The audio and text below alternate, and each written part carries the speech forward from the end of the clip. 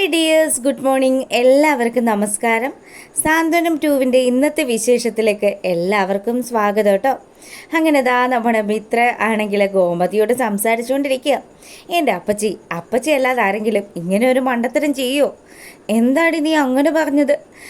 അതെന്താണെന്നോ, ആ മീനാക്ഷി ചേച്ചി ചോക്ലേറ്റ് കൊണ്ടുവന്ന സമയത്ത് അപ്പച്ചി എന്തിനാ അത് കഴിക്കാതിരുന്നതെന്ന് മിത്ര ചോദിക്കുക. അത് എനിക്ക് വേണ്ടാത്തതുകൊണ്ടാണെന്നൊക്കെ പറഞ്ഞ് നമ്മുടെ ഗോമതി ഉരുണ്ട് കളിക്കുമ്പോഴത്തേക്കിനും മിത്രയ്ക്ക് കാര്യം മനസ്സിലായി. എൻ്റെ അപ്പച്ചിയുടെ മനസ്സിലിരിപ്പൊക്കെ മനസ്സിലാക്കാനുള്ള ബുദ്ധിയും ബോധമൊക്കെ എനിക്കുണ്ട്. പിന്നെ അപ്പച്ചി ആഗ്രഹിക്കുന്നത് എല്ലാ മക്കളും ഇവിടെ ഉണ്ടാവണമെന്നല്ലേ? ഇനി ആകാശേട്ടനും മീനാക്ഷി ചേച്ചിയും കൂടി അവരുടെ വീട്ടിലെങ്ങാനും പോയി നിന്നാലോ? ആ ഒരു സംശയമല്ലേ അപ്പച്ചിയുടെ മനസ്സിലെന്ന് മിത്ര ചോദിച്ചു. നീ ഇതെങ്ങനെ മനസ്സിലാക്കി? അതൊക്കെ മനസ്സിലായി എനിക്ക്. പിന്നെ അങ്ങനെയാണെങ്കിൽ ഞാനും കൃഷ്ണമംഗലത്തേക്ക് പോയാലോ? അങ്ങനെ നമ്മുടെ മിത്ര പറഞ്ഞതും ഗോമതി ഒന്ന് കണ്ണുരുട്ടുക. അല്ല, ഞാനും ആരൻ കാരണമാണല്ലോ ഇവിടെ വന്നത്. ഇനി എനിക്ക് എൻ്റെ വീട്ടിലേക്ക് പോകണമെന്ന് തോന്നിയാൽ അപ്പച്ചി എന്നെയും അതുപോലെ ആരെയും കൂടി അങ്ങോട്ടേക്ക് യാത്രയാക്കുമെന്ന് ചോദിക്കുക. ദേ പെണ്ണെ, ചുമ്മാ കളിക്കരുത് കേട്ടോ. അങ്ങനെ ഞങ്ങളൊക്കെ ഇവിടെ തന്നെ ഉണ്ടാവണമെങ്കിൽ അപ്പച്ചി എന്താ ചെയ്യേണ്ടത്? കുറച്ചുകൂടി ബുദ്ധിപരമായിട്ട് അപ്പച്ചി ഒന്ന് ചിന്തിച്ച് നോക്ക്. മരുമക്കളെ പിണക്കുവാണോ അതോ അവരെ കൂടെ ചേർത്ത് നിർത്തുകയാണോ വേണ്ടതെന്ന്? ആ മീനാക്ഷി ചേച്ചിക്ക് നല്ലതുപോലെ വിഷമമായിട്ടുണ്ട്. അപ്പച്ചി ഒന്ന് എന്ന് ആ ചേച്ചിയോട് സംസാരിക്കുമെന്ന് പറഞ്ഞ് മിത്ര ഉന്തിത്തള്ളിതാ നമ്മുടെ ഗോമതിയെ മീനാക്ഷിയുടെ റൂമിലേക്ക് വിടുക. അപ്പം നമ്മുടെ മീനാക്ഷി ആണെങ്കിൽ അവളുടെ ആ ഒരു ഫയലൊക്കെ എടുത്ത് എന്തൊക്കെയോ കാര്യങ്ങളൊക്കെ ചെയ്തുകൊണ്ടിരിക്കുക. അപ്പോൾ ഗോമതി ചെന്നു. ഗോമതി പതിയെ തൊണ്ടയൊക്കെ ഒന്ന് അനക്കി സൗണ്ടൊക്കെ ഉണ്ടാക്കി. എന്താ അമ്മ, എന്താ വന്നേന്ന് മീനാക്ഷി ചോദിക്കുക. ഞാൻ വെറുതെ വന്നതാ. അമ്മ അങ്ങനെ വെറുതെ എൻ്റെ റൂമിൽ വരാറില്ലല്ലോ. എന്താ അമ്മ, എന്തെങ്കിലും കാര്യം സംസാരിക്കാനുണ്ടോ? അല്ല മോളെ, നിനക്ക് സുഖമല്ലേ? ഇത് കൊള്ളാലോ. എനിക്ക് നല്ല സുഖമാണ്. ഒരു വീട്ടിൽ താമസിച്ചിട്ട് ആദ്യമായിട്ടായിരിക്കും ഒരാൾ സുഖമാണോ എന്ന് ചോദിക്കുന്നത്. എന്തായാലും നല്ലതുപോലെ സന്തോഷത്തോടു കൂടി തന്നെയാണ് ഞാനിരിക്കുന്നത്. അല്ല, അമ്മയ്ക്ക് സുഖമല്ലേന്ന് മീനാക്ഷി തിരിച്ചു ചോദിച്ചു. എനിക്ക് സുഖം മോളെ. പിന്നെന്താ അമ്മ വന്നത്? അതെ, ഞാൻ ആലോചിച്ച് കഴിഞ്ഞപ്പം എൻ്റെ അമ്മ എന്താ ആലോചിച്ചത്?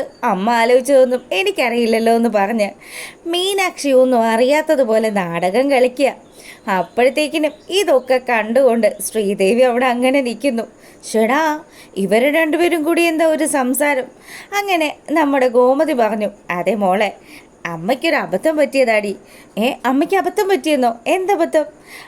അതെ, ഞാനൊന്ന് പറഞ്ഞു തീർക്കട്ടെ. നീ ചുമ്മാ തോക്കി കയറി വെടിവെക്കല്ലേ പെണ്ണേന്ന് പറഞ്ഞ് നമ്മുടെ ഗോമതി ആ കാര്യങ്ങൾ പറയുക. എന്താണെങ്കിലും അമ്മയ്ക്ക് എന്നോട് തുറന്ന് പറയാമല്ലോ. അല്ലടി മോളെ, നീ അത് എവിടെയാണ് വെച്ചത്? ഏതിൻ്റെ കാര്യം അമ്മ പറയുന്നത്? ആ ചോക്ലേറ്റിൻ്റെ കാര്യം മോളെ ഞാൻ ചോദിക്കുന്നത്. അല്ല, അതല്ലേ അമ്മ പറഞ്ഞത് അമ്മയ്ക്ക് വേണ്ടെന്ന്.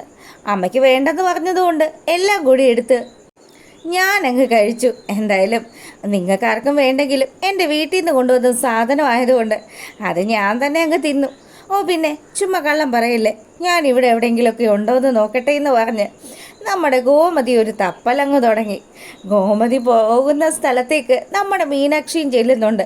അങ്ങനെ അലമാര തുറന്നു നോക്കി, ഡ്രോയർ തുറന്നു നോക്കി.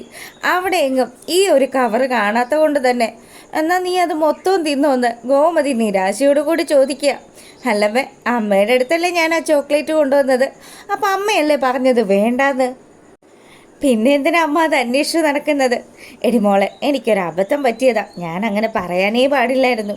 പിന്നെ എന്താ അമ്മ അന്നേരം അങ്ങനെ പറഞ്ഞത്? അതെ മോളെ, എനിക്കൊരു പേടി. അമ്മയുടെ പേടി എന്താണെന്നൊക്കെ എനിക്ക് മനസ്സിലായി. കുറച്ചു മുന്നേ അമ്മയുടെ ശിങ്കിടി ഉണ്ടല്ലോ, അമ്മയുടെ ഓമന മരുമോള്, അവളിവിടെ വന്നിട്ടുണ്ടായിരുന്നു. ഏട്ടത്തി വന്നിട്ട് എന്നോട് ചോക്ലേറ്റ് ചോദിച്ചു. ഞാൻ ഒരു തരി പോലും കൊടുക്കാതെ വിട്ടിരിക്കുന്നത്. കൊള്ളാന്നൊക്കെ പറഞ്ഞ് നമ്മുടെ ശ്രീദേവി ഇതൊക്കെ നോക്കി നിന്ന് കാണുക. എന്തായാലും കൊള്ളാമല്ലോ, അമ്മയും മരുമോളും കൂടി ഒക്കുന്ന ലക്ഷണമാണല്ലോ എന്നൊക്കെ ശ്രീദേവി ആലോചിക്കുമ്പോഴത്തേക്കിനും ഗോമതിയുടെ കയ്യിലേക്ക് നമ്മുടെ മീനാക്ഷി ഒരു ചോക്ലേറ്റ് എടുത്ത് കൊടുക്കുക. അപ്പം നിൻ്റെ കയ്യിൽ ഉണ്ടായിരുന്നു അല്ലേ? പിന്നല്ലാതെ. അമ്മ എന്തൊക്കെ കാണിക്കുമെന്ന് അറിയാൻ വേണ്ടിയിട്ട് ഞാൻ വെയിറ്റ് ചെയ്യുമായിരുന്നു. അങ്ങനെ നമ്മുടെ മീനാക്ഷി ഗോമതിയുടെ വായിലേക്ക് ആ ചോക്ലേറ്റ് പീസ് എടുത്ത് വെച്ച് കൊടുത്തു. അപ്പം തന്നെ ഗോമതി പറഞ്ഞു, എൻ്റെ മോളെ, ശരിക്കും മരുമോളുടെ വീടെന്ന് പറഞ്ഞാൽ സ്വന്തം വീട് തന്നെയല്ലേ. നീയും ആകാശവും ഒക്കെ അവിടെ പോയി കഴിഞ്ഞാൽ എനിക്ക് പ്രത്യേകിച്ച് പ്രശ്നമൊന്നുമില്ല. എന്നാലും മനസ്സിൽ എവിടെയോ ഒരു വിഷമം തോന്നി മോളെ. അതുകൊണ്ടാണ് ഞാൻ നിന്നോട് അങ്ങനെ പെരുമാറിയത്. ഏയ് അതൊന്നും ഒരു പ്രശ്നമില്ല അമ്മ ആഗ്രഹിക്കുന്നത് അമ്മയുടെ എല്ലാ മക്കളും ഈ വീട്ടിലുണ്ടാവണമെന്നല്ലേ. ഞാനും അമ്മയുടെ മോളല്ലേ. പിന്നെ എൻ്റെ അച്ഛനും അമ്മയും ഒക്കെ ചെറിയൊരു പിണക്കത്തിന് ശേഷം അവരിപ്പം ഞങ്ങളോട് സ്നേഹം കാണിച്ചു തുടങ്ങിയതല്ലേ ഉള്ളൂ. അതുകൊണ്ട് അവർ വിളിക്കുന്ന സമയത്ത് പോകുന്നത്, അല്ലാതെ ഒരിക്കലും അമ്മയെയും ഈ കുടുംബത്തെയും ഒന്നും ഉപേക്ഷിച്ച് ഈ മീനാക്ഷിയും ആകാശവും ഒന്നും മാറി താമസിക്കത്തില്ല എന്ന് പറഞ്ഞു. അപ്പോഴാണ് നമ്മുടെ ഗോമതിയുടെ ജീവൻ തിരികെ കിട്ടിയത്. ഗോമതിയാണെങ്കിലോ നമ്മുടെ മീനാക്ഷിയെ ചേർത്ത് പിടിച്ചു. എനിക്ക് ഒരുപാട് സന്തോഷമായി. അമ്മേ, ആകാശിനെ പോലെ തന്നെ ഞാനും അമ്മയുടെ മോള. അമ്മയെ സ്വന്തം അമ്മയായിട്ട് തന്നെയാണ് ഞാനും കാണുന്നതെന്ന് പറഞ്ഞു. ആ ഒരു വാക്ക് കേട്ടപ്പം നമ്മുടെ മീനാക്ഷിയുടെ നെറ്റിയിൽ ഒരു ഉമ്മ കൊടുക്കുകയാണ് നമ്മുടെ ഗോമതി. ഇതൊക്കെ കണ്ട് ചങ്ക് പടഞ്ഞ് നിൽക്കുകയാണ് അപ്പുറത്ത് നമ്മുടെ ശ്രീദേവി. അങ്ങനെ ഗോമതി ആ റൂമിന് വെളിയിലിറങ്ങിയതും ശ്രീദേവി ചോദിച്ചു, അകത്ത് എന്തായിരുന്നു? ഭയങ്കര സ്നേഹപ്രകടനമായിരുന്നല്ലോ. അതൊന്നുമില്ല മോളേന്ന് പറഞ്ഞ് ഗോമതി വിഷയം മാറ്റാൻ ശ്രമിക്കുന്നുണ്ടെങ്കിലും ശ്രീദേവി പറഞ്ഞു, അതെ, അവിടെ പറഞ്ഞത് മുഴുവനും ഞാൻ കേട്ടു. അമ്മ എന്നോട് പറഞ്ഞത് എന്താ, ചോക്ലേറ്റ് ഒന്നും വാങ്ങിക്കേണ്ടെന്ന്. എന്നിട്ട് അമ്മയാണെങ്കിൽ ഇപ്പം അവിടെ ആ റൂമിൽ പോയിട്ട് ചോക്ലേറ്റ് മേടിച്ച് കഴിക്കുകയല്ലേ ചെയ്തത്. ഇതൊന്നും ശരിയല്ല. അല്ലെങ്കിലും ഈ ശ്രീദേവിയുടെ അടുത്താണ് എല്ലാവരും നമ്പർ അടിക്കുന്നതെന്നൊക്കെ പറഞ്ഞ് ശ്രീദേവി അവിടെ വിഷയം വഷളാക്കാൻ ശ്രമിക്കുക. അപ്പോൾ ഗോമതി പറയുന്നുണ്ട്, എൻ്റെ മോളെ അവളുടെ പിണക്കം മാറ്റാൻ വേണ്ടിയിട്ടാണ് ഞാൻ അങ്ങനെ ചെയ്തത്. പിന്നെ അറിയാലോ, നീയും ആ റൂമിൽ പോയതൊക്കെ ഞാൻ അറിഞ്ഞായിരുന്നു. ആഹാ, കൊള്ളാലോ. അവൾക്ക് വിഷമമായാലോ എന്ന് വിചാരിച്ചിട്ടാ ഞാൻ ആ റൂമിലേക്ക് ചെന്നത്. പിന്നെ അവളുടെ ഒരു ഒടുക്കത്തെ അഹങ്കാരം ഞാനേ അവളോട് വിളിച്ചിട്ടുണ്ട്. ഇപ്പം ചോക്ലേറ്റ് വേണമെന്ന് പറഞ്ഞാൽ ഒരു വണ്ടി ചോക്ലേറ്റ് എൻ്റെ അച്ഛൻ എൻ്റെ വീട്ടിൽ കൊണ്ടുവന്ന് ഇറക്കും. അതിനുള്ള ഇതൊക്കെ എൻ്റെ അച്ഛനുണ്ടെന്നൊക്കെ പറഞ്ഞ് ശ്രീദേവി തൻ്റെ അച്ഛൻ്റെയും കുടുംബ പാരമ്പര്യത്തെയും കുറിച്ചൊക്കെ സംസാരിക്കുക. ഗോമതി പറയുന്നുണ്ട്, പോട്ടെ മോളെ, ഒരു വീടാകുമ്പോൾ ഇങ്ങനെ പല പ്രശ്നങ്ങളും ഒക്കെ ഉണ്ടാവുമല്ലോ, നീ ഒന്ന് ക്ഷമിക്കുക. പിന്നെ ഇപ്പം എനിക്കൊന്ന് ക്ഷമിക്കാൻ മനസ്സില്ല എന്ന് പറഞ്ഞ് നമ്മുടെ ശ്രീദേവി റൂമിലേക്ക് പോവുക. പിന്നീട് ആ ഒരു സീൻ കഴിയുമ്പം നമ്മളെ കാണിക്കുന്നത് നമ്മുടെ കൃഷ്ണമംഗലം വീടാണ്.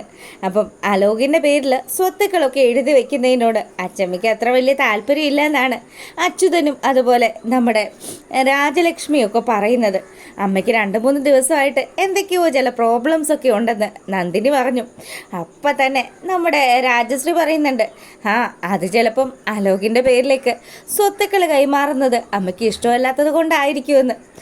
അങ്ങനെയാണെങ്കിൽ അമ്മ നാളത്തെ കൂടി ആ ആധാരം തരുമോയെന്ന് നമുക്കൊന്ന് ചെക്ക് ചെയ്യാം.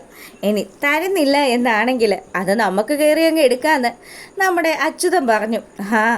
നോക്കാന്നൊക്കെ പറഞ്ഞ് അവരങ്ങനെ അവിടെ നിൽക്കുക. അപ്പോൾ ഈ സമയത്താണെങ്കിൽ നമ്മളെ കാണിക്കുന്നത് നമ്മുടെ ആനന്ദിൻ്റെ ചെവി കടിച്ചു നിന്നുകൊണ്ടിരിക്കുന്ന ശ്രീദേവിനെയാണ് കേട്ടോ.